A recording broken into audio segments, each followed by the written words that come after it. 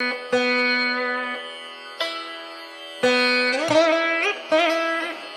அது திருமணத்தோட தொடர்பு இருக்கக்கூடியது. நாளைக்கு அந்த கண்ணுக்குட்டி போடக்கூடிய கன்றை தான் அவங்க பொண்ணுக்கோ பையனுக்கோ கல்யாணம் பண்ணும்போது மறுபடியும் அதை தானத்துக்கு பயன்படுத்துறதுங்கிறது தான் நம்ம கலாச்சார சிஸ்டம். அதனால ஏதோ ஒரு பகுதியில் இருக்கிற மாடை மாற்றி இங்கே கொண்டு வரதுக்கு பதிலாக எந்த விதமான நோய் நொடி இல்லாமல் வாழணும் அப்படின்னா இந்த நாட்டு பசுங்கிறது எல்லா மதத்துக்கும் அத்தியாவசிய தேவைங்கிறது இன்னைக்கு ஆல்மோஸ்ட் எல்லா மதமே அதை அக்செப்ட் பண்ணக்கூடிய நிலைமைக்கு இன்னைக்கு தள்ளப்பட்டுட்டாங்க. ஏன்னா அவங்களும் அதே இயற்கை விவசாயத்தை பண்ணுறாங்க. அவங்களுக்கு நாட்டு பசுனுடைய டிமாண்ட் தேவை. இப்படி சாப்பிட்டுக்கிட்டே இருந்தாங்கன்னா ஒரு ஸ்டேஜுக்கு மேலே அவங்க சந்ததிகளுக்கே இருக்காது. அது இன்றைக்கி கொஞ்சம் மாற்றம் தெரியுது. மற்ற மதத்தில் இருக்கிறவங்களுக்கும் இந்த மாற்றம் தெரியுது. ராணிப்பேட்டை டிஸ்ட்ரிக்டில் ஆற்காடு பக்கத்தில் சாத்தூருங்கிற ஒரு கிராமத்தில் மாடுகள் கொடுத்துருக்கு. அதேமாரி இப்போ சொன்ன மாதிரி நமண்டி அந்த இடத்துல 2 பேருக்கு ஒன்று கொடுத்துருக்கு. விழுப்புரத்தில் அங்கே ஒரு மாடு ஒன்று கொடுத்துருக்கு. அதே விழுப்புரத்தில் ஒரு திருநங்கைக்கு ஒரு மாடு கொடுத்துருக்கு. அவங்க ஒரு திருநங்கை ஒரு மாடு கட்டி பராமரிக்கிறாங்க. இந்த நாட்டு மாடுகள் பொதுவாக சொல்றதோட நாம் எடுத்த மாடுகள்லாம் தமிழ்நாட்டினுடைய பல்லாயிரம் கணக்கான பூர்வீக மாடுகள். ஒரு மாடை வந்து வெட்டுக்கு போகுதுன்னு ஒரு மாடு தெரிய வந்து பாண்டிச்சேரியிலேருந்து ஒரு மாடை நாங்கள் எடுத்தோம். இவருடைய நண்பருடைய உதவியோட போய் அதை போனஸ் மூலியமா வாங்கி அதை முதல்ல அவர் கொடுத்தோம். இப்போ எத்தனை கிராமங்கள்லையா அந்த மாதிரி தொடர்புல இருக்கு? கிட்டத்தட்ட ஒரு 12 கிராமங்கள்ல தொடர்புல இருக்கு. திருத்தணிலேருந்து ஒரு 15 கிலோமீட்டர் ரேடியஸ்ல சிவாடாங்கிற ஒரு கிராமம் இருக்கு. அங்கே ஒரு ஒருங்கிணைப்பாளர் இருக்காங்க. அவங்க மூலியமா அங்கே சில மாடுகள் கொடுத்துருக்கு. வெட்டுக்கு போகக்கூடிய மாடுகளை எடுக்கிறதுக்கு பார்த்தீங்கன்னாக்க நன்கொடையாளர்கள் கொடுக்குறாங்க. அதை தொடர்ந்து கொடுக்கறதுக்கு நாம ஒரு மாசத்துக்கு 116 ரூபாய் அப்படின்னு சொல்லி வச்சிருக்கோம்.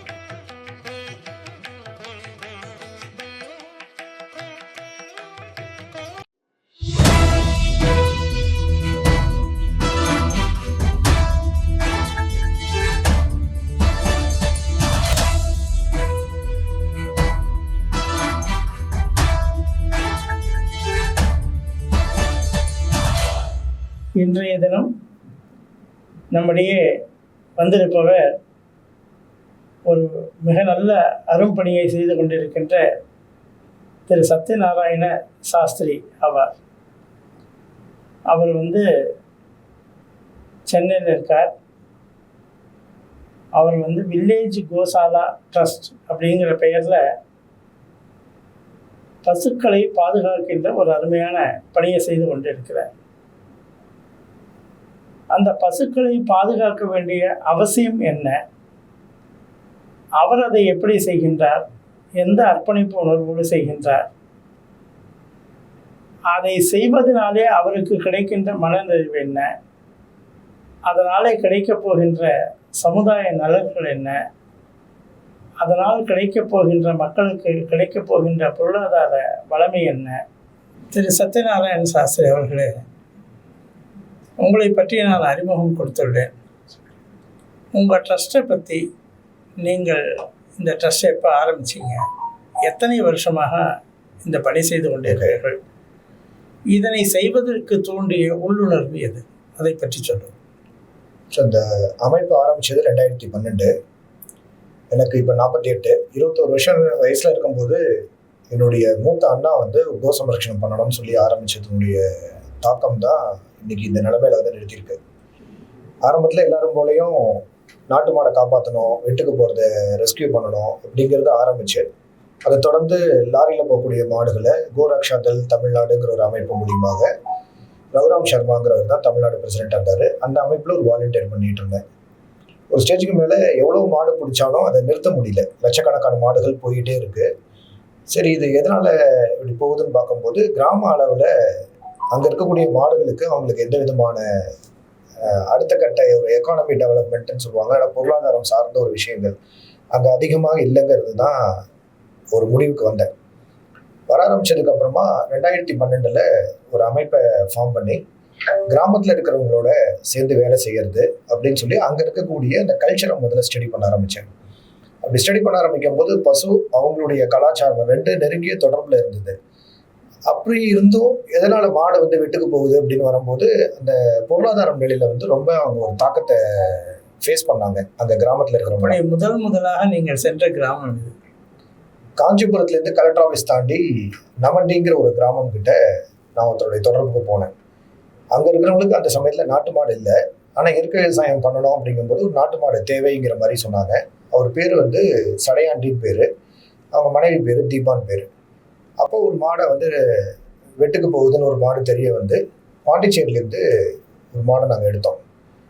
என்னுடைய நண்பருடைய உதவியோடு போய் அதை டோனர்ஸ் மூலிமா வாங்கி அதை முதல்ல அவர் கொடுத்தோம். அது மூலிமா அவங்க இயற்கை விவசாயம் செய்ய ஆரம்பித்தாங்க. காலையில் இந்த கோமியம் பிடிச்சி அது ஒரு அர்க்கு தயாரிக்கிறது, மெடிசனுக்கும் அது பண்ண ஆரம்பித்தாங்க.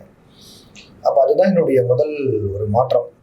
சரி, அப்போ நாம் வந்து இந்த மாதிரி ஒரு கிராம அளவிலேயே நல்ல ஒரு ஃபார்மர் ஐடென்டிஃபை பண்ணி அங்கேயே ப்ரொடக்ட் பண்ண ஆரம்பிச்சது, அவங்களுக்கு தேவையானது ஒரு மாற்றத்தை உருவாக்க ஆரம்பித்தோம் அப்படின்னா இது கிராம அளவிலேயே மாற்றாமல் இருக்கலாம் அப்படிங்கிற ஒரு முடிவுக்கு வந்து அதுலேருந்து வெளியில் மாடு பிடிக்கிறது அந்த மாதிரியான வேலையை அதிகமாக நான் டயத்தை ஸ்பெண்ட் பண்ணாமல் கிராமங்களில் இருக்கக்கூடிய இந்த மாதிரியான ஒரு மக்களை வந்து ஒருங்கிணைக்கிறதுக்கான ப்ராஜெக்ட் ஆரம்பிச்சு அப்படிதான் இப்போ இருக்கக்கூடிய அந்த கிராம கோசாலைங்கிற ஒரு விஷயத்துக்கு இன்னைக்கு அந்த ஸ்டேஜில் வந்து நிற்குது. இப்போ எத்தனை கிராமங்கள்லையா அந்த மாதிரி தொடர்பில் இருக்கீங்க? கிட்டத்தட்ட ஒரு 12 கிராமங்களில் தொடர்பில் இருக்குது. திருத்தணிலேருந்து ஒரு 15 கிலோமீட்டர் ரேடியஸில் சிவாடாங்கிற ஒரு கிராமம் இருக்குது. அங்கே ஒரு ஒருங்கிணைப்பாளர் இருக்காங்க. அவங்க மூலிமா அங்கே சில மாடுகள் கொடுத்துருக்கு. ராணிப்பேட்டை டிஸ்ட்ரிக்டில் ஆற்காடு பக்கத்தில் சாத்தூருங்கிற ஒரு கிராமத்தில் மாடுகள் கொடுத்துருக்கு. அதேமாரி இப்போ நான் சொன்ன மாதிரி நமண்டி அந்த இடத்துல 2 பேருக்கு ஒன்று கொடுத்துருக்கு. விழுப்புரத்தில் அங்கே ஒரு மாடு ஒன்று கொடுத்துருக்கு. அதே விழுப்புரத்தில் ஒரு திருநங்கைக்கு ஒரு மாடு கொடுத்துருக்கு. அவங்க ஒரு திருநங்கை ஒரு மாடு கண்ணுக்குட்டி பராமரிக்கிறாங்க. அதுமாதிரி சிவகங்கையில் பார்த்தீங்கன்னாக்கா அங்கே ஒரு 3 பேருக்கு கொடுத்துருக்கு. இப்படி டிஃப்ரெண்ட் டிஸ்ட்ரிக்டில் இந்த மாதிரி நாட்டு மாடுகளை தான் நம்ம ஃபுல்லாகவே எடுத்திருக்கோம். இல்லை நாட்டு மாடுகள்னு பொதுவாக சொல்கிறதோட நாம் எடுத்த மாடுகள்லாம் தமிழ்நாட்டினுடைய பல்லாயிரம் கணக்கான பூர்வீக மாடுகள். இந்த பூர்வீக மாடுங்கிறது எதனால் அந்த மாதிரியான ஒரு சிஸ்டத்துக்குள்ளே நான் போனேன் அப்படின்னா, இப்போ நீங்கள் முதல்ல சொன்ன மாதிரி இந்த கலாச்சாரங்கிற ஒரு விஷயம் வந்து கிராமங்களில் மிகப்பெரிய ஒரு தாக்கத்தில் இருக்குது. என்னென்னா அவங்க திருமணம் பண்ணிட்டு வரும்போது அவங்க எந்த மாடு அந்த மாடு நான் சொல்கிறனோ அந்த மாடு தான் கல்யாணம் பண்ணிக்கும்போது தானம் கொடுத்துருப்பாங்க, இல்லைன்னா தானம் வாங்கியிருப்பாங்க. ஸோ அது திருமணத்தோட தொடர்பு இருக்கக்கூடியது. நாளைக்கு அந்த கண்ணுக்குட்டி போடக்கூடிய கன்றை தான் அவங்க பொண்ணுக்கோ பையனுக்கோ கல்யாணம் பண்ணும்போது மறுபடியும் அது தானத்துக்கு பயன்படுத்துறதுங்கிறது தான் நம்ம கலாச்சார சிஸ்டம். அதனால ஏதோ ஒரு பகுதியில் இருக்கிற மாடை மாற்றி இங்கே கொண்டு வரதுக்கு பதிலாக தமிழ்நாட்டில் இருக்கக்கூடிய அந்தந்த பகுதியினுடைய பூர்வீக மாடை எடுத்து அங்கே இருக்கிற விவசாயிகளுக்கே கொடுக்கும்போது ஒரு பர்சனல் அட்டாச்மெண்ட் இருக்கும்.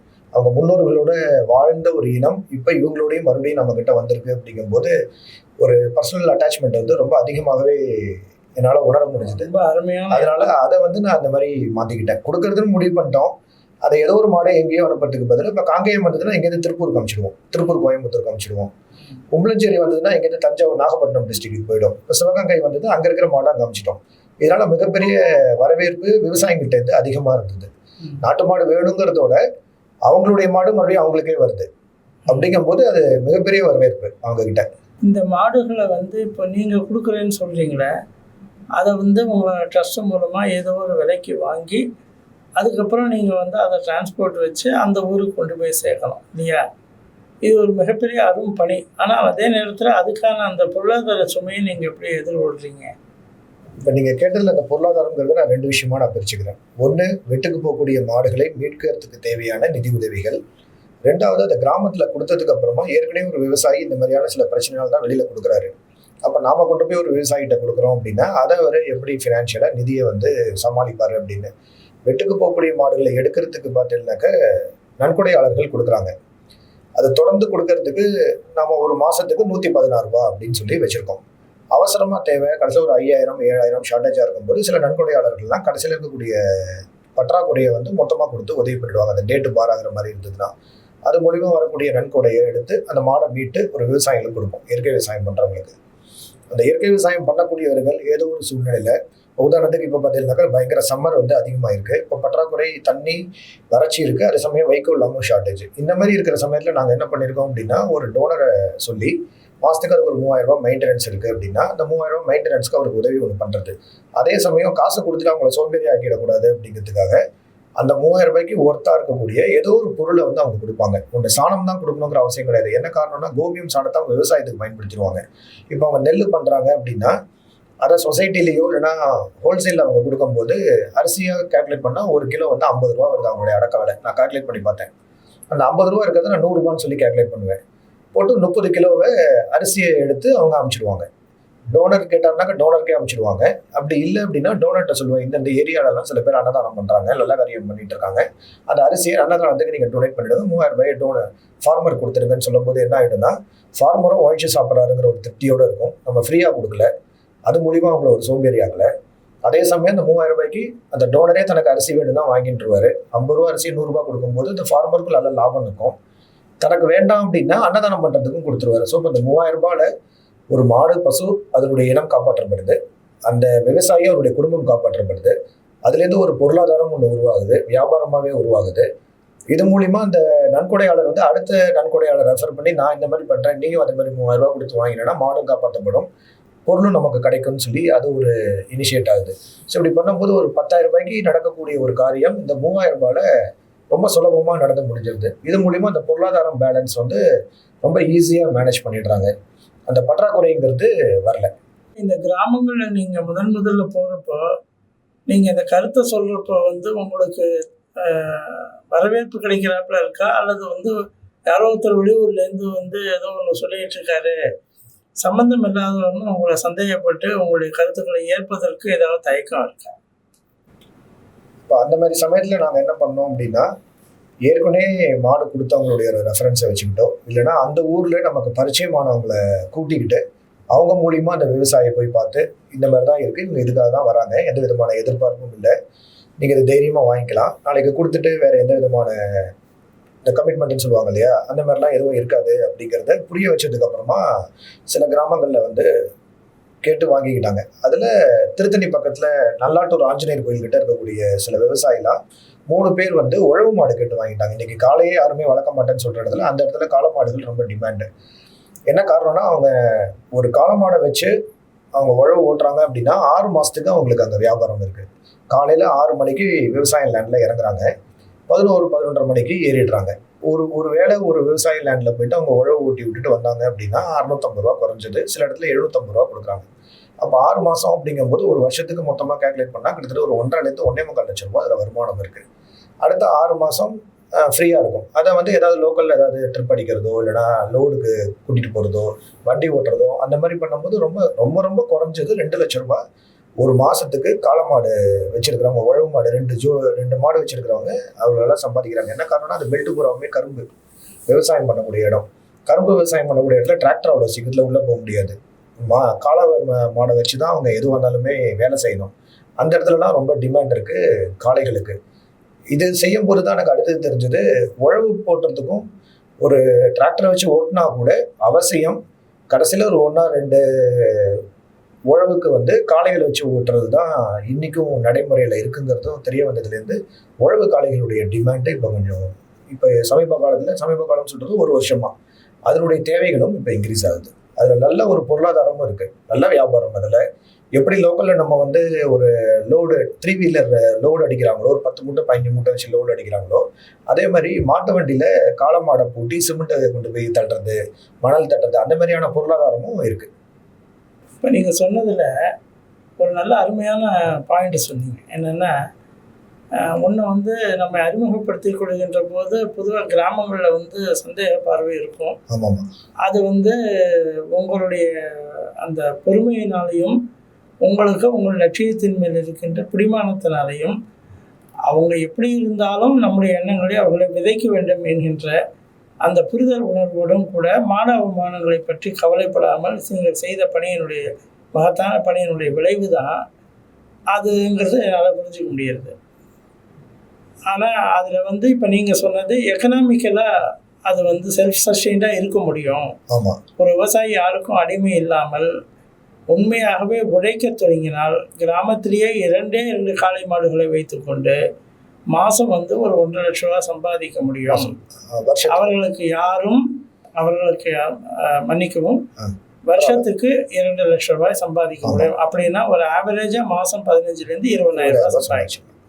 அப்படிங்கிற போது இந்த செல்ஃப் சஸ்டைனபிலிட்டி இருக்கிற எந்த விவசாயியும் தன்மானம் உள்ளவனும் எனக்கு இலவசமாக எதையும் கொடுன்னு கேட்க மாட்டான். எனக்கு விவசாயத்துக்கு என்னை செல்ஃப் சஸ்டைண்டாக வாழ வைக்கிறதுக்கு எனக்கு தேவையான உபகரணங்களை கொடு, எனக்கு வந்து என்ன தேவையோ அதை கொடு, நான் உழைச்சி நான் சம்பாதிச்சு நான் வந்து மேலே வந்துக்கிறேன் அப்படிங்கிறாப்புல ஒரு இது இருக்குது. அந்த மாதிரி நீங்கள் இப்போ 12 கிராமங்கள் போனதில் நீங்கள் கொடுத்த மாடுகளை வைத்து கொண்டு முன்னை விட சுபீட்சமாக வாழ்ந்து அவர்களுடைய பொருளாதார வாழ்வு கொஞ்சம் ஏற்றம் பெற்றிருக்கு. இன்னும் சொல்லப்போனால் இதே மாதிரி நாம் யாருக்கா 2 பேருக்கு சஜஸ்ட் பண்ணி அவங்களுக்கும் மாடு கொடுக்க வச்சு அவங்களையும் உழைக்க வச்சு மேலே கொண்டு வரணும் அப்படிங்கிறாப்புல அவங்களோட டிஸ்கஸ் பண்ணுறாப்புல எந்த கிராம அனுபவமாக இருக்கா? அந்த மாதிரியான அனுபவம் இருக்கு. இப்போ உதாரணத்துக்கு சொல்லணும்னா, இப்போ நல்லாற்றூர் சொன்னேன் இல்லையா? அந்த இடத்துல காளைகள் கொடுத்த இடத்துல அவங்க நல்லாவே ஒரு வருஷத்துக்கு தேவையான இன்கம் நீங்க சொன்ன மாதிரி 15,000 20,000 ஆவரேஜா அவங்க சம்பாதிக்கிறாங்க. அதே மாதிரி இப்போ சிவகங்கையிலேருந்து ஒரு 7 கிலோமீட்டர்ல ஒரு விவசாயி பட்டுப்பூச்சி அது போட்டிருக்காங்க. அதுக்கு முழுக்க முழுக்க இயற்கை விவசாயத்துல தான் அவங்க பண்றாங்க. அதுக்கு முதல்ல அவங்களுக்கு தேவையே கோமியம் தான். ஸோ காலையில அவங்க எழுந்து கோமியத்தை கலெக்ட் பண்ணி அதை வந்து ப்ராசஸ் பண்ணி ஃபெர்டிலைசரா மாற்றி தண்ணியோட கலந்து விடும்போது இந்த மல்பெரி செடி வந்து நல்ல விளைச்சல் கொடுக்குது. அதை இதுக்கு பட்டுப்பூச்சிக்கு தீவனமாக போட்டு 20 நாளைக்கு ஒரு முறை அதை அந்த பட்டுப்பூச்சி எடுத்து கவர்மெண்ட்டுக்கே கொடுத்துட்றாங்க. அது மூலிமா இப்போ அவங்களுக்கு நல்ல செல்ஃப் சஸ்டைனபிளாக அவங்க பண்ணிட்டு இருக்கிறாங்க. இப்போ அவங்களுக்கு தான் இப்போ ஒரு கண்ணுக்குட்டி ஒன்று போட்டிருக்கு. போன மாதம் ஒரு பெண் கன்று ஒன்று பிறந்தது அவங்களுக்கு. அந்த ஒரு ஃபார்மரை வந்து ரொம்ப சக்ஸஸ்ஃபுல்லாக பண்ண முடியும். அவங்களுடைய ரெஃபரன்ஸில் அதே ஊர்லேயே ஒரு 10 ஏக்கர் வச்சுட்டு இருக்கக்கூடிய ஒருத்தர் கேட்டிருக்காரு. அதே சிவகங்கையில் 100 ஏக்கர் இருக்கக்கூடிய ஒருத்தரும் கேட்டிருக்காரு. அந்த 100 ஏக்கர் இருக்கிற இடத்த வந்து அந்த இடத்துல ஒரு கோஆர்டினேஷன் சென்டராக மாற்றுறதுக்காக ஒர்க் பண்ணிட்டு இருக்கோம். இப்போ திடீர்னு இந்த ஃபார்மருக்கு ஒரு பிரச்சனை, தண்ணி பற்றாக்குறை, தீவன பற்றாக்குறை, ஹெல்த் பற்றாக்குறை ஒரு ஃபார்மருக்கு எல்லாருக்குமே ப்ராப்ளம் வரும். அந்த டயத்தில் பசுமாடு கண்ணுக்குட்டியை வச்சுக்க முடியல அப்படின்னா அந்த டயத்தில் இந்த 100 ஏக்கர் இருக்கக்கூடிய இடத்துலையோ 10 ஏக்கர் இருக்கிற இடத்துல கொண்டு போய் ஷெல்டர் கொண்டு போய் விட்டுட்டு எப்போ அவங்களால நார்மல் கண்டிஷன் வந்துடுறாங்களோ மறுபடியும் அங்கேருந்து ஒரு பசுமாடு எவ்வளோ என்ன தேவையோ அதை அப்படியே எடுத்துப்பாங்க. அந்த மாதிரி ஒவ்வொரு இடத்துலையும் லைக் ஒரு ஸ்மால் ஷெல்டர் ஒன்று இருக்கிறத ஒரு வசதியாக இருக்கக்கூடிய ஒரு இடத்த நாங்கள் ஃப்ரேம் பண்ணிட்டு இருக்கோம். ரொம்ப சிறப்பான அனுபவம் சொன்னீங்க. கேட்குறதுக்கே ரொம்ப சந்தோஷமாக இருக்குது. சந்தோஷம். வந்து ஆனால் எங்களை பொறுத்தவரையில் இன்னைக்கு தமிழ்நாடு விவசாயமும் தமிழ்நாடு விவசாயிகளுக்கும் இருக்கின்ற துன்பங்களை பார்க்கின்ற பொழுது எங்களுக்கு நூற்றுக்கணக்கான சத்யநாராயணர்கள் தேவைப்படுகிறார்கள். எப்படி இருந்தாலும் ஒரு சத்யநாராயணன் வந்து இவ்வளவு உழைப்பை கொடுப்பதற்காக நம்முடைய பாரத நாட்டுடைய மேன்மைக்காகவும் கலாச்சாரத்திற்காகவும் விவசாய மேம்பாட்டுக்காகவும் அதே மாதிரி வந்து நாம் இழந்துவிட்ட இயற்கை விவசாயத்தை கொஞ்சமாவது மீட்க வேண்டும் என்ற துடிப்புக்காகவும் உங்களுக்கு நான் என்னுடைய மனப்பூர்வமான வணக்கங்களை தெரிவிக்கிறேன். இப்போ நான் கேட்கணும்னு விரும்புறது வந்து எக்கனாமிக்கலாக ஓரளவுக்கு நம்ம விஷயங்களை பார்த்துட்டோம், ஒரு பல்ஸ் என்னங்கிறது தெரிஞ்சுட்டோம். கல்ச்சுரலாக இந்த கோமாதாவை காப்பாற்ற வேண்டிய அவசியம் இல்லை. நம்ம ஏன் வந்து கோவை மட்டும் மாதான்னு சொல்லி அதை வணங்குறோம்? மற்ற விலங்குகளை காட்டிலும் இந்த கோமாதாவுக்கு என்ன சிறப்பு? இப்போ இந்த கலாச்சாரம் அடிப்படையில் அப்படின்னு சொல்லி எடுத்துனாக்க ஏற்கனவே நான் சொன்ன மாதிரி திருமண முறைகள்ங்கிறது ஒரு மிகப்பெரிய ஒரு கலாச்சார முறை. அதுதான் ஆணிவேராகவே இருந்திருக்கு இந்த சிஸ்டம்ல. அதுவும் எப்படி நம்மளுடைய முன்னோர்கள்லாம் வச்சிருக்காங்க அப்படின்னா, ஒரு பெண்ணை திருமணம் பண்ணி கொடுக்கும்போது, இப்போ உதாரணத்துக்கு சிவகங்கையில் பிறந்த ஒரு பெண்ணை அவங்க வந்து ஒரு கோயம்புத்தூர்ல கொடுக்குறாங்க அப்படின்னு வச்சுக்கிட்டா, அந்த டயத்துல கோதானம் கொடுக்குறங்கிறது ஒரு சிஸ்டம் எப்படி இருந்ததுனாக்க, மாப்பிள்ளை எந்த ஊர்ல இருக்காரோ அங்க இருக்கிற பசுவை வந்து கோதானமா கொடுப்பாங்க. இங்க வளர்த்ததை வந்து அங்க டிரான்ஸ்ஃபர் பண்ண மாட்டாங்க. ஏன்னா வந்து இனப்பெருக்கம் பண்ணும்போது கிராஸ் பிரீடிங் உருவாகும், கலப்பு உருவாகும். அப்படிங்கிறதுனால மாப்பிள்ளை எந்த ஊர்ல இருக்காரோ அந்த பகுதியில் இருக்கக்கூடிய மாடை தான் கொடுப்பாங்க. இந்த காலத்துல வேணா கோயம்புத்தூருங்கிறது ரொம்ப ஈஸியா இருக்கும். அந்த காலத்துல இங்கேருந்து ஒரு 75-80 கிலோமீட்டர் தள்ளி கொடுத்தா கூட நம்ம தமிழ்நாட்டில் பார்த்தீங்கன்னாக்கா ஒரு 75 கிலோமீட்டருக்கு டிஸ்டன்ஸ்க்கு ஒரு முறை நாட்டு மாட்டினுடைய வெரைட்டி மாறுது. அப்படிதான் இத்தனை நாளாவே கட்டுக்கோப்பாவே வந்திருக்கு. ஒரு பகுதியிலேருந்து இன்னொரு பகுதியில் காளையை டிரான்ஸ்ஃபர் பண்ணும்போது கொண்டு வரும்போது உழவுக்காக தான் அதை கொண்டு வருவாங்க. வேற எந்த இனப்பெருக்க பயன்பாட்டுக்கு ஒரு காளை வேற ஒரு இடத்துக்கு போகவே போகாது.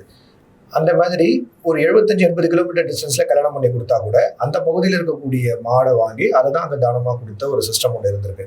அதுக்கப்புறமா பட்டி போட்டு வளர்க்குறதுன்னு சொல்லுவாங்க. கெடா போட்டு வளர்க்குறது, பட்டி போட்டு வளர்க்குறதுன்னு சொல்லுவாங்க. மந்தையாக மேயும், அது கட்டவே மாட்டாங்க மாடு. அதில் பார்த்தீங்கன்னாக்கா முதல்ல பிறக்கக்கூடிய காலக்கன்றை ஏதாவது ஒரு கோயிலுக்கு நேர்ந்து விட்டுருவாங்க. உதாரணத்துக்கு சிவகங்கையில் இருப்பாங்க, ஆனால் அவங்க நேர்ந்து விட்டுறது பார்த்தீங்கன்னா மதுரையில் இருக்கக்கூடிய கள்ளழகருக்கு நேர்ந்து விட்டுருவாங்க. முதல் கன்று காளையாக இருக்கக்கூடிய கன்றை, ஏன்னா அது வீரியம் நல்லா இருக்கும், இனப்பெருக்கத்துக்கு ரொம்ப நல்லா இருக்கும் அப்படின்னு. அது மாதிரி பாட்டு பாடி பால் கறக்கக்கூடிய சிஸ்டம் இன்னும் தமிழ்நாட்டில் இருக்கு, சிவகங்கை பக்கத்தில் இருக்கு. இடையர் கம்யூனிட்டிக்காரங்க அந்த மாதிரியான சிஸ்டத்தை இன்னும் ஃபாலோ பண்ணிட்டு இருக்காங்க, கல்ச்சரல்ல பேஸ்டு. அது மாதிரி கன்று போட்டு முதல் ஒரு சில நாள் வந்து பால் கறக்காம இருந்துட்டு அதுக்கப்புறமா பால் கறந்து அது நெய் எடுத்தாங்க, வெண்ணெய் எடுத்தாங்கனாக்க 25 நாள் வரைக்கும் இந்த வெண்ணெயை காய்ச்ச மாட்டாங்க. ஏன்னா தாய் மாடுக்கு வந்து மடியில வந்து பால் கட்டிடும் அப்படின்னு சொல்லி ஒரு 25 நாளைக்கு அந்த வெண்ணெயை மட்டுமே வச்சிருப்பாங்களே தவிர அதை காய்ச்ச மாட்டாங்க. 25 நாள் முடிஞ்சதுக்கு அப்புறம் தான் ஒரு நாள் பார்த்து அன்னைக்குதான் வெண்ணெய் காய்ச்ச ஆரம்பிப்பாங்க புது கன்றுன்ற இடத்துல. இப்படி எந்த ஒரு சிஸ்டம் எடுத்தாலும் அந்த இடத்துல வந்து கிராம அளவில் கலாச்சாரம் பேஸ்டோடு கனெக்ட் ஆகியே தான் இருக்கும் பசு. கோயிலுக்கு நேர்ந்து விட்டா கூட அந்த குறிப்பிட்ட கோயிலுக்கு குறிப்பிட்ட ஜாதி மாடை மட்டும்தான் நேர்ந்து விடுவாங்க. வேற ஒரு இடத்துல இருந்து இங்கே கொண்டு வந்து விடுறதுலாம் விட மாட்டாங்க. நான் சொன்ன மாதிரி கள்ளழகருக்கு வேண்டிக்கிட்டாலும் அந்த காலை இங்கே தான் இருக்கும். இந்த காளையை கொண்டு போய் கள்ளழகர் இருக்கிற இடத்துல அங்கே கொண்டு போய் விட மாட்டாங்க. அங்கே ஏன் அதை பண்ண மாட்டாங்கனாக்க, இது வேற ஜாதி, அங்கே இருக்கிறது வேற ஜாதி. நான் சொன்ன மாதிரி 75 கிலோமீட்டர் மாறிடுச்சுன்னா ஜாதி மாறுது, கலப்பு உருவாயிடுங்கிறதுனால சுவாமிக்கு மட்டும் வேண்டிக்கிட்டு அந்த பசுக்கள் காளைகள் இங்கே தான் இருக்கும். ஸோ இது ஒவ்வொரு விஷயத்துலையும் இந்த பசு வந்து பார்த்தீங்கன்னாக்கா நம்மளோட கலாச்சாரத்தோட கனெக்ட் ஆயிருக்கும். அதே மாதிரி முதல்ல கேட்ட கேள்வி வந்து இவ்வளவு விலங்குகள் இருக்கு, இவ்வளவு உயிரினங்கள் இருக்கு, இதை மட்டும் கோமாதான் ஏன் நம்ம சொல்றோம் அப்படின்னா, அதனுடைய பாலினுடைய தன்மை தான் அதில். இப்போ உதாரணத்துக்கு சின்னதாக சொல்லிடுறேன், அதுலேருந்தே ஃபுல்லாகவே புரிஞ்சிடும். இந்த பசுனுடைய மடியிலேருந்து இருக்கக்கூடிய ஒரு நரம்பு கொம்போட நுனி வரைக்கும் போயிருக்கும். அதனால தான் மேலேருந்து அந்த ரேஸ் எடுத்து A2 அப்படிங்கிறதுலாம் நீங்கள் வருது, கொண்டையில் வருது. அந்த சிஸ்டம்லாம் பார்த்தீங்கன்னாக்கா இந்த நரம்புனுடைய முடிவு கொம்புனுடைய நுனி வரைக்கும் போயிருக்கிறதுனால அந்த ஃபுல்லாகவே ஒன்றுக்கு ஒன்று கனெக்டடு. இந்த மாதிரியான ஒரு படைப்பு பார்த்தீங்கன்னாக்கா வேற எங்கேயுமே இருக்காது, வேற எந்த உயிரினங்கள்லையுமே இருக்காது, பசுல மட்டும்தான் இருக்கும். பாலுன்னு குடிக்கிறது இருந்தால் ஆட்டுப்பால் குடிக்கலாம், கேமல் அப்படிங்கிறது தான் எல்லாமே இருந்தால் கூட சாத்வீகமான ஒரு பால் அப்படின்னு எடுத்துக்கிட்டோம் அப்படின்னா வாதம், பித்தம், கபம் இது மூன்றுக்கான தேவையை முழுவதுமாக 100% நமக்கு தேவையானதை கொடுக்கக்கூடிய ஒரு பால் வந்து நாட்டு பசுனுடைய பால் தான். அதனால்தான் தாய்ப்பாலுக்கு நிகராக பசும்பாலை சொல்றதுக்கான காரணம் வந்து இதுதான். ரொம்ப சிறப்பாக சொன்னீங்க. அந்த கலாச்சாரத்தோட அவங்க நீங்கள் சொன்ன தகவல்கள் எனக்கு ரொம்ப ஒரு ரொம்ப ரொம்ப நவீனமாகவும் அதே நேரத்தில் விஞ்ஞானபூர்வமாகவும் இருந்த ஒரு விஷயம் என்னன்னு சொன்னால், அந்த அவங்க வந்து தன்னுடைய வீட்டு பசுமாட்டை கொடுக்க மாட்டாங்க, அந்த ஏரியாவில் உள்ளவங்க மாப்பிள்ளை வீட்டில் அந்த ஏரியா மாடு எதுவோ அதுதான் கொடுப்பாங்க அப்படிங்கிறது போது எனக்கு ஒரு நினைவு வருது. என்னுடைய நண்பர் ஒருத்தர் வந்து இது மாதிரி பசு பாதுகாப்பு பணியில் திரு பசு ராகவன் ஒருத்தர் ஈடுபட்டிருந்தார் சென்னையில். அந்த பசு ராகவன் அடிக்கடி 2 வார்த்தை சொல்லுவார். என்ன சொல்லுவார் அப்படின்னா, வட்டார காய்கறிகள், வட்டார விலங்குகள் அப்படின்னு சொல்லுவார். மனிதன் வந்து அவனுடைய வட்டாரத்தில் விளையிற காயும் அவனுடைய வட்டாரத்தில் இருக்கக்கூடிய விலங்குகளோடையும் இருக்கின்ற வரைக்கும் அவனுக்கு எந்த நோயும் வராது. இது எவ்வளவுக்கு எவ்வளோ மிக்ஸ் ஆகுதோ அந்த அளவுக்கு வந்து வெவ்வேறு மாவட்டங்களில், ஏன்னா இந்த மாவட்டத்தினுடைய தண்ணீர், இந்த மாவட்டத்தினுடைய காற்றுத்தன்மை, இந்த மாவட்டத்தினுடைய புறச்சூழ்நிலை, அகச்சூழ்நிலை அப்படிங்கிறது வந்து அடுத்த மாவட்டத்தில் அப்படியே இருக்காது. அதனால் ரொம்ப அந்த வார்த்தையை நான் ரொம்ப ரசிப்பேன். வட்டார காய்கறிகள், வட்டார விலங்குகள் அப்படிம்பார். இப்போ நீங்கள் சொன்னபோது அந்த வட்டார விலங்குகள்ங்கிறது எவ்வளோ இம்பார்ட்டண்ட்டு, அதை நம்முடைய முன்னோர்கள் எவ்வளவு ஒரு சாதாரண கிராமத்தில் கூட அந்த வட்டார விலங்குகளுக்கு அவர்கள் கொடுத்த உண்மையான மேன்மையும் அதற்குள்ளே இருக்கின்ற அந்த விஞ்ஞான தத்துவம் அதையும் வந்து இப்போ நீங்கள் சொன்னது கொஞ்சம் புரிதல் இல்லாத பகுத்தறிவுவாதிகளே சொல்லுவாங்கன்னா, பாடா இவங்கெல்லாம் வந்து மாட்டை கும்பிட்றேன்னு சொல்லி மாட்டில் கூட ஜாதியை பற்றி பேச வேண்டாம் அப்படிமா. அந்த ஜாதிங்கிறது வந்து இங்கே வந்து தன்மைங்கிறது புரியாது. இங்கே ஜாதின்னு சொன்னால் உடனே என்னை அதை கேவலப்படுத்தலான்னு கொண்டு போயிடுவாங்க. அதனால் அந்த வார்த்தையை நீங்கள் ஜாக்கிரதையாக உபயோகப்படுத்தணும் தமிழ்நாட்டில் மட்டும். அதனால் இப்போ நான் இறுதியாக உங்கள்கிட்ட கேட்க விரும்புகிற கேள்வி என்ன அப்படின்னு சொன்னால், இந்த பணியை இன்னும் விஸ்தீகரிக்கிறதுக்கு நீங்கள் என்னென்னலாம் திட்டங்கள் வச்சுருக்கீங்க, அதற்கு என்ன வகையான ஆதரவை நீங்கள் வந்து நம்முடைய வாசகர்கள்ட்டேருந்து நீங்கள் கேட்குறீங்க? ஓகே, இப்போ இது 2 விஷயத்த இதில் நீங்கள் சொல்லியிருக்கீங்க. ஒன்று, இதை கொண்டு போகிறதுக்கான வழி என்ன அப்படிங்கிறது ஒன்று. அதுக்கு முன்னால் இந்த வட்டாரம் சார்ந்த உயிரினங்கள், ஜீவராசிகள் இருக்குது அப்படிங்கிறதுக்கு அது 100% உண்மை. அதில் நம்மளுடைய ட்ரெடிஷ்னல் வைத்தியம் இருக்கு இல்லையா, பாரம்பரிய வைத்திய முறையில் ஆயுஷ்ன்னு சொல்லி இப்போ மொத்தமாக சேர்த்துருக்காங்க. அதில் பார்த்தீங்கன்னாக்கா பகுதி வாரியாக இருக்கக்கூடிய உயிரினங்கள், அங்கே இருக்கக்கூடிய காய்கறிகள், இது எல்லாமே ரொம்ப சீரியஸாகவே அதில் ரொம்ப டிஸ்கஸ் பண்ணியிருக்காங்க. அந்த காலத்துலேயே ரொம்ப நடந்திருக்கு. அதான் நான் ஆரம்பத்தில் சொன்ன மாதிரி 75 கிலோமீட்டருக்கு ஒரு முறை தமிழ்நாட்டில் ஜாதி மாறுது, மக்களுடைய தன்மை மாறுது, பூமியினுடைய மண் அதனுடைய வளம் மாறுது, அங்கே இருக்கக்கூடிய பசுமாடுகள் மாறுது, அதை தவிர அதே மாதிரி இருக்கக்கூடிய மற்ற ஜீவராசிகளும் மாறுது. இப்போ சமீப காலத்தில் சுபாஷ் பாலேக்கர் அப்படிங்கிறவரும் சொல்கிறாரு, இந்த தமிழ்நாட்டிலே சில பேர் இப்போ சொல்ல ஆரம்பிச்சிருக்கிறாங்க. ஒரு குறிப்பிட்ட சில வருடங்களா என்ன சொல்கிறாங்கன்னா, அந்த பூமியில் இருக்கக்கூடிய நுண்ணுயிர் பெருக்கத்தை அப்படியே பெருக்குங்க, பெருக்கினா விவசாயம் ரொம்ப சக்ஸஸ்ஃபுல்லாக இருக்கும், ரொம்ப லாஸ் வராது, மண்புழு உரம்ங்கிற பேரில் வேறு ஏதாவது கொண்டு வந்து போடாதீங்க, ஃபாரின் வந்து மண்புழுவெல்லாம் கொண்டு வந்து போடாதீங்க அப்படின்றாங்க. இதை தான் நம்மளுடைய ட்ரெடிஷ்னல் சிஸ்டத்தில் பாரம்பரியத்தில் என்ன பண்ணுவாங்கனாக்கா, அந்தந்த வட்டாரம்னு நீங்கள் சொன்ன அந்த ஜாதி மாடை வளர்க்குறதுனால என்ன நடக்கும் அப்படின்னா, அதுலேருந்து வரக்கூடிய கோமியம் இருக்கு இல்லையா, அந்த கோமியத்திலேருந்து அந்த பூமியில விழுந்து பெருகக்கூடிய நுண்ணுயிரும் ஏற்கனவே அந்த பூமியில இருக்கக்கூடிய நுண்ணுயிரும் ஒரே ஜாதியா இருக்கும். அப்ப என்ன ஆகும்னா மண் வளம் பெருகும். இப்போ உதாரணத்துக்கு வேற பகுதியில் இருக்கக்கூடிய மாடை கொண்டு வந்து நம்ம பகுதியில் வச்சு விவசாயம் பண்ணும்போது உங்களுக்கு அதுலேருந்து கிடைக்கக்கூடிய அவுட்புட் எப்போதும் போல 20 மூட்டை வேணும் அப்படின்னா அந்த 20-25 மூட்டைங்கிறது கிடைக்கும். அதுல மாற்றுக்கிறது கிடையாது. ஆனா மண் வளம் பெருகுமான்னு பார்த்தீங்கன்னா பெருகாது. ஏன்னா அந்த வேற பகுதி, உதாரணத்துக்கு மகாராஷ்டிரா, குஜராத்ல இருந்து மாடை கொண்டு வரும்போது அதுலேருந்து கிடைக்கக்கூடிய நுண்ணுயிர் பெருக்கமும் அந்த பூமியில இப்போ ஆற்காடுனாக்கா ஆற்காடு மண்ணில் இருக்கக்கூடிய நுண்ணுயிரும் வேற வேற ஜாதியா இருக்கும், மண் வளம் படாது. அதனால தான் நம்ம பாரம்பரியமா இருக்கும்போது அந்தந்த பகுதிக்கான உயிரினமாக பசுவை வந்து கொண்டு வந்து வச்சாங்க. அதோட நம்ம பூஜை பண்ணும்போது கலாச்சாரத்துல வந்து பின்பகுதியை வந்து மகாலட்சுமியாக நம்ம வர்ணிக்கிறோம், பூஜை பண்றோம். என்ன காரணம்னா வெறும் மகாலட்சுமின்னு ஒரு உருவமா கிடையாது. அந்த சாணமும் கோமியமும் ஒரு பூமியில விழுந்ததுன்னா அது தொடர்ந்து ஒரு 45 நாள் ஒரு மாடை ஒரு பூமியில கட்டி 45 நாள் தொடர்ந்து சாணம் யூரின் போட்டதுன்னா சுமார் 30 அடிக்கு பூமியில நுண்ணுயிர் பெருக்கம் வந்துடும் தானாவே. அந்த பூமியினுடைய மரடத்தன்மையே மாறிடும். ஸோ இத்தனை ஜீவராசிகளை அந்த கோமியமும் சாணமும் காப்பாத்துறதுனால அதை நாம ஒரு மகாலட்சுமியா நம்ம கொண்டு வரோம். மகாலட்சுமியை வந்து இப்ப காசு பணம்னு மாத்திட்டாங்க. அந்த வெல்த் அப்படின்னு சொல்லி அர்த்தத்தை மாத்தினோம் அப்படின்னு பாத்தீங்கன்னாக்கா அஷ்டலட்சுமியை மொத்தமா கொண்டு வந்தோம் அப்படின்னா அந்த மண்வள பெருக்கம்ங்கிறது உங்களுக்கு ரெண்டுமே கரெக்டா பாரம்பரியத்தோடய மேட்ச் ஆகும். சயின்ஸ் அண்ட் டெக்னாலஜின்னு எடுத்துட்டாலும் சரி, இல்லைன்னா மருத்துவம்னு எடுத்துட்டாலும் சரி, பாரம்பரிய மருத்துவத்தில் எடுத்துட்டாலும் இந்த சிஸ்டம் நீங்க சொன்ன விஷயம் வந்து அப்படியே கனெக்ட் ஆகும். அந்தந்த பகுதி வாரியா நமக்கு பார்த்தீங்கன்னாக்க பாரம்பரிய அரிசி வகைகள், காய்கறிகள் எல்லாமே மாறுது. இதுவும் வந்து நம்ம கம்யூனிட்டியோடையும் கனெக்ட் ஆகுது, சமூகத்தோடையும் ஜாதியோடையும் கனெக்ட் ஆகுது. இப்போ உதாரணத்துக்கு சின்னதை சொல்லிட்டு அதை முடிச்சுக்கிறேன். இப்போ கருப்பு கவுனின்னு ஒரு அரிசி ஒன்று ரொம்ப ஃபேமஸாக சொல்லிட்டு இருக்கிறாங்க. இப்போ அந்த விவசாயிகள் ஏன் வந்து கருப்பு கவுனியை இத்தனை வருஷமா அது இன்னும் இருந்ததுக்கான காரணம் பார்த்தீங்கன்னாக்க ஒரு காரணம் வந்து நகரத்தார் செட்டியார் அந்த கம்யூனிட்டியை நான் ரெஃபர் பண்ணுவேன். என்ன காரணம்னா அவங்க ஜாதியில எந்த ஒரு ஃபங்க்ஷன் நடத்தினாலும் பாயசம் வந்து கருப்பு கவுனியில தான் பண்ணிட்டு இருக்காங்க. 500 வருஷமா இப்போ அப்படிதான் அந்த சிஸ்டமே அவங்க கலாச்சாரமே நடந்துகிட்டு இருக்கு. ஸ்வீட் மட்டும் பாயசம் மட்டும் கருப்பு கவுனி அரிசியில நடக்கும்.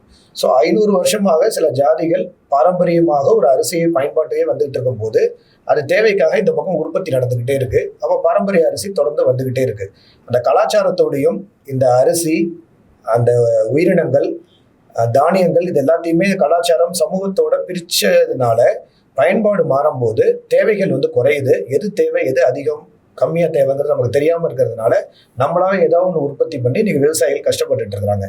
அதை இந்த ஜாதிங்கிற ஒரு விஷயத்தை இப்படி பாசிட்டிவா அவங்க வந்து மாத்திக்கிட்டாங்க அப்படின்னா மிகப்பெரிய அளவுல விவசாயிகளுக்கு மாற்றம் வரும். அடுத்தது இன்னொரு ஒரு ரிலிஜியனே நான் சொல்றேன். இப்போ ஆற்காடுல எடுத்துக்கிட்டீங்கன்னா ஆற்காடு சம்பா ரைஸ் வந்து நல்ல ரேட்டுக்கு அங்கே போயிட்டு இருக்கு. என்ன காரணம்னா அங்க இருக்கக்கூடிய இஸ்லாமியர்கள் அதுலதான் ரைஸ் வந்து தயார் பண்ணி சாப்பிட்டுட்டு இருக்காங்க. அப்போ அந்த இடத்துல அவ்வளோ டிமாண்ட் இருக்கு. அதனால இன்னைக்கு இருக்கிற காலகட்டத்துக்கு நான் இந்த ஜாதி இந்த மதம் அப்படிங்கிறதெல்லாம் பேச ஆரம்பிச்சோம் அப்படின்னா அவங்களும் வந்து பல 100 வருஷங்கள் ஆயாச்சு. இஸ்லாமியர்களும் வந்து அவங்களுக்கும் நிறைய லேண்ட் இருக்கு. நாளைக்கு அவங்களே இந்த ஒரு நாட்டு பசுவை காப்பாற்றணும், இயற்கை விவசாயத்துக்குள்ள போனோம்னா நாட்டு பசு தேவை. ஸோ நீங்க நாட்டு பசுங்கிறது ஜாதி மதம் கடந்துன்னு எப்படி இந்த பகுத்தறிவாளர்கள் பேசுறாங்களோ நீங்க சொன்ன மாதிரி அதே மாதிரி இந்த நாட்டு பசுங்கிறது எல்லா ஜாதி மதம் இதெல்லாம் தாண்டி இதை காப்பாத்தினா மட்டும்தான் எல்லா மதத்தவர்களுக்கும் அவங்கவுங்க சந்ததிகள் எந்த விதமான நோய் நொடி இல்லாம வாழணும். அப்படின்னா இந்த நாட்டு பசுங்கிறது எல்லா மதத்துக்கும் அத்தியாவசிய தேவைங்கிறது இன்னைக்கு ஆல்மோஸ்ட் எல்லா மதமே அதை அக்செப்ட் பண்ணக்கூடிய நிலைமைக்கு இன்னைக்கு தள்ளப்பட்டுட்டாங்க. ஏன்னா அவங்களும் அதே இயற்கை விவசாயத்தை பண்றாங்க. அவங்களுக்கு நாட்டு பசுனுடைய டிமாண்ட் தேவை. இப்படி சாப்பிட்டுக்கிட்டே இருந்தாங்கன்னா ஒரு ஸ்டேஜுக்கு மேலே அவங்க சந்ததிகளுக்கே இருக்காது. அது இன்னைக்கு கொஞ்சம் மாற்றம் தெரியுது. மற்ற மதத்துல இருக்கிறவங்களுக்கும் அந்த மாற்றம் தெரியுது. சத்யநாராயணன் சார், இப்போ நீங்கள் வந்து இப்போ எனக்கு இவ்வளோ நாள் ஒரு நல்ல அருமையான நேர்காணல் கொடுத்தீங்க. அந்த நேர்காணலில் நம்முடைய நேயர்களுக்கும் நிறைய நல்ல விஷயங்கள் கிடைச்சிது. அதில் இப்போ இந்த எண்ணங்களை வந்து இன்னும் பரவலாக கிராமங்களுக்கெல்லாம் கொண்டு போகிறதுக்காக நீங்கள் வந்து இதற்காகவே ஒரு யாத்திரையை வந்து நீங்கள் வந்து துவக்கி இருப்பதாகவும் அதற்கு வந்து இந்த பசு பாதுகாப்பை வந்து மிக தீவிரமாக தன்னுடைய வாழ்க்கையினுடைய அனுஷ்டானத்திலையும் தன்னுடைய வழிபாட்டுகள்லையும் ஈடுபடுத்தி கொண்டிருக்கின்ற நம்முடைய மடாதிபதிகளுடைய அந்த அந்த பாதுகைகளையும் நீங்கள் கையில் ஏந்தி கொண்டு அவர்களை உங்களுக்கு துணையாக அழைத்து கொண்டு பல கிராமங்களுக்கு நீங்கள் போய் யாத்திரையை செய்து கொண்டு இந்த விழிப்புணர்ச்சியை நீங்கள் ஏற்படுத்துவதாக அறிந்தோம். அதனால அந்த யாத்திரை பற்றிய அனுபவங்களை எங்களுக்கு கொஞ்சம் சொல்லுங்களேன். நிச்சயமாக. என்ன காரணம்னா மடாதிபதிகள்கிட்டேருந்து ஆரம்பிக்கணுங்கிற நோக்கம் எதனால வந்ததுனாக்க நம்மளுடைய இந்த பாரதிய தேசத்தில் இருக்கக்கூடிய பொதுவான ஒரு சிஸ்டமே குலம், கோத்திரம், குலதெய்வம்ங்கிறதுல தான் நம்ம எல்லா மக்களுமே கனெக்ட் ஆவாங்க. அது எந்த சமூகமாக இருந்தாலும் இந்த 3 விஷயத்துக்குள்ளேயே தான் நம்ம வந்து கனெக்ட் ஆகும். இந்த 3 விஷயத்துல குலம்ங்கிற ஒரு விஷயம் வந்து மடாதிபதியோட கனெக்ட் ஆகும். கோத்திரம்ங்கிறது சகோதரத்துல அதனுடைய தன்மையில போய் கனெக்ட் ஆகும். குலதெய்வம்ங்கிறதுல பங்காளிகள்னு சொல்லுவாங்க, தாயாதிகாரர்கள்னு. அவங்கெல்லாம் குலதெய்வத்துல கனெக்ட் ஆயிடுவாங்க. ஒரு குலதெய்வத்துக்கு முன்னாடி யாருமே வித்தியாசம் கிடையாது. கடவுளுக்கு முன்னாடி, குலதெய்வத்துக்கு முன்னாடி எல்லாருமே சமம். அவங்க எந்த ஜாதியாக இருந்தாலும். அதே மாதிரி குலகுருக்கு முன்னாடியும் பார்த்தீங்கன்னாக்கா எல்லாருமே சமம். அங்க வந்து எந்த விதமான ஒரு பாகுபாடும் இருக்காது. ஸோ நம்மளுடைய பாரம்பரியத்தை தெரிஞ்சுக்கிறதுக்கு ஒரே வழி குலகுருவோட கனெக்ட் ஆகிருக்கிற வரைக்கும் நம்மளுடைய முன்னோர்கள் எப்படி வாழ்ந்தோங்கிறது ரொம்ப கிளியராகவே தெரிஞ்சிடும். கோத்திரம்ங்கிறது இப்போ ரீசெண்டாக நான் படித்து தெரிஞ்சுக்கிட்டது, பசுலேருந்து கோலேருந்து தான் கோத்திரம் வந்து உருவானதாக ஏற்கனவே நான் கேள்விப்பட்டிருக்கேன். இப்போ ஸ்ரீ ஸ்ரீ ரவிசங்கர் அவருடைய ஆசிரமத்தில் அதுக்கு ஒரு புக்கே போட்டிருக்காங்கன்னு சொன்னாங்க. இன்னும் நான் அதை நேரில் போய் இன்னும் பார்க்கல. அதுக்கு அங்கே பெங்களூர் போகணும். அதில் வந்து கோத்திரத்துலேருந்து தான் கோலேருந்து தான் கோத்திரம்ங்கிறது ஒன்று உருவானதாகவும் சொன்னாங்க. அதனால முதல்ல நம்ம பாரம்பரிய மடாதிபதியினுடைய ஆசீர்வாதத்தோட அவங்க நடத்தணும், அதுக்கு பின்னால் நாம போனோம் அப்படிங்கிறத இந்த திருவடியை முதல்ல நம்ம வாங்கி அந்த திருவடியை முன்னிறுத்தி அது மூலியமாக இந்த பிரச்சாரத்தை வந்து ஆரம்பிக்கலாம். அப்படிங்கும்போது இதுக்கு ஒரு பேர் வைக்கிற போது திக்விஜய கோ தீர்த்த யாத்திரைன்னு சொல்லி முடிவானது. அந்த தீர்த்தங்கிற பேர் வந்து ராமருடைய அயோத்தியாவில் பண்ணக்கூடிய இந்த கும்பாபிஷேகம் நேரத்தில் தீர்த்த யாத்திரா அதனுடைய வரும்போது இதே கோ தீர்த்தம், பொதுவாகவே தீர்த்தம் ரெண்டுமே புனிதமானது அப்படிங்கிறதுனால திக்விஜய கோ தீர்த்த யாத்திரைன்னு சொல்லி ராமருடைய பாதுகாவையும் பிராணபிரதிஷ்டை பண்ணி அதோட மடாதிபதிகளுடைய பாதுகையும் கேட்டு காஞ்சி சங்கர மடம், அதே மாதிரி அகோபில மடம் சுவாமிகள், நாங்கநேரி சுவாமிகள், ராகவேந்திர மடம் சுவாமிகள், அதே மாதிரி மகாராஷ்டிராவில் அக்கல்கோட்டில் அவருடைய சன்னிதான சமஸ்தான்லேருந்து அவருடைய பாதுகையை அங்கே பூஜை பண்ணி கொடுத்துருக்குறாங்க. இன்னும் சைவ மடாதிபதிகள்கிட்டேருந்து சில பாதுகைகள்லாம் ஏற்பாடாகிட்டு இருக்கு. அந்த பாதுகையை முன்னிறுத்தி அவங்க வழிநடத்தி சென்ற இத்தனை நாள அவங்க என்ன நமக்கு வழிகாட்டுதலோட நடந்துட்டு இருந்ததோ அதே தன்மையோட இந்த பசுக்களை காப்பாற்றுறதுக்கு அவங்கள முன்னிறுத்தி இந்த யாத்திரையை தொடங்கி இப்போ ஒவ்வொரு மாவட்டம் வரையா போகுது. சென்னையில் சுமார் ஒரு 1.5 மாதம் இங்கே இருக்கக்கூடிய அனைத்து மக்கள் இருக்கக்கூடிய பகுதியில் இந்த பிரச்சாரத்தை நடத்தி அதன் பிறகு தமிழ்நாட்டில் இருக்கக்கூடிய மற்ற மாவட்டங்களுக்கு இதை கொண்டு செல்வதற்கான ஏற்பாடுகள்லாம் இப்போ நடந்துகிட்டு இருக்கு. இதில் பிரதானமாக பசுனுடைய வெல்ஃபேர்னு சொல்லக்கூடிய அதுதான் இதில் பிரதானமாக. ருக்வேதத்தில் 2 விஷயங்கள் ரொம்ப ஆணித்தரமாக சொல்லியிருக்கு. எப்படி நம்ம வந்து வாழ்க்கையில் நல்லா இருக்கணும், நமக்கு சந்ததி பெருகணும், ஆண் வந்து குழந்தைகள் வேணும், பெண் குழந்தைகள் வேணும், நமக்கு சாப்பாட்டுக்கு பிரச்சனை இருக்கக்கூடாது, வீடு வேணும், வாகனம் வேணும், அப்படிங்கிற மாதிரி பசுக்களுக்கு பசு வந்து நல்லாக இருக்கணும், அதுக்கு தீவனம் வேணும், பால் நல்லா கறக்கணும், அது கண்ணுக்குட்டி நல்லா பால் குடிச்சு ஆரோக்கியமாக வாழணும், ஆண் கண்ணுக்குட்டி பிறக்கணும் அப்படிங்கிறதுக்கான மேய்ச்சல் லேண்ட் இருக்கணும். மேய்ச்சல் லேண்டில் வந்து பில்லு வந்து நல்லா வளரணும், அது நல்லா சாப்பிட்டு வியாதி இல்லாமல் இருக்கணுங்கிற மாதிரி ரொம்ப விஸ்தாரமாக ருக்வேதத்தில் ஒரு பாராயணமே இருக்குது. அது பசுவினுடைய வெல்ஃபேருக்கு. அதே மாதிரி ருக்வேதத்தில் கோபிதான்னு சொல்லி காளையினுடைய வெல்ஃபேருக்கு அது நல்லா இருக்கணுங்கிறதுக்கு ருக்வேதத்தில் சொல்லப்பட்டிருக்கு. அது 2ம் பாராயணம், ஹோமம், இது 2ம் ஏற்பாடாகி ஒவ்வொரு மாவட்டத்திலையும் அங்கே இருக்கக்கூடிய ருக்வேத படித்தவங்க மூலிமா அதை செஞ்சு அது மூலிமா இதனுடைய வெல்ஃபேரை கொண்டு போய் கடைசியில் சென்னையில் ஆகஸ்ட் மாதம் நாம் இப்போ பிளான் பண்ணியிருக்கோம். திக்விஜய கோ யாத்திரையினுடைய தீர்த்த யாத்திரையுடைய முடிவாக பாரதிய கோமேளா தமிழக பசு கண்காட்சிங்கிற பேரில் தமிழ்நாட்டில் இருக்கக்கூடிய இந்த 40 வெரைட்டின்னு சொன்னே 40 வகைகள் பசுவினங்கள், அதனுடைய பசு, கன்று, அதனுடைய காளை எல்லாத்தையும் நேரடியாக மக்களுக்கு கண்காட்சிப்படுத்தி நாட்டு பசு பொருட்கள்லாம் என்ன பண்ணலாம், அது மூலிமா விவசாயம் எந்த அளவுக்கு இருக்குது, இவ்வளோ நேரம் நம்ம பேசின விஷயங்கள் எல்லாமே அங்கே மக்களுக்கு வந்து ஒரு விழிப்புணர்வாக ஆகஸ்ட் மாதம் பண்ணுறதுக்கு அதுக்கான முயற்சியும் நடந்துகிட்டு இருக்கு.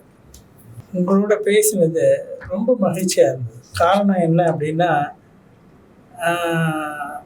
நான் இத்தனை வருஷமாக இந்த பசு பாதுகாப்பு சம்மந்தப்பட்டதால என்னென்ன டைமென்ஷன்லாம் இதை பற்றி மக்கள் கேள்வி கேட்பார்கள் அப்படின்னு தெரிஞ்சதோ, ஓகே, கிட்டத்தட்ட நீங்கள் வந்து ஒரு 90% அந்த கேள்விகளுக்கான எல்லாவற்றுக்குமான விடை, உங்களுடைய விடைகள் வந்து அது வந்து மாணவர்களை நெறிப்படுத்தும், விவசாயிகளுக்கு வந்து விழிப்புணர்வு தரும்.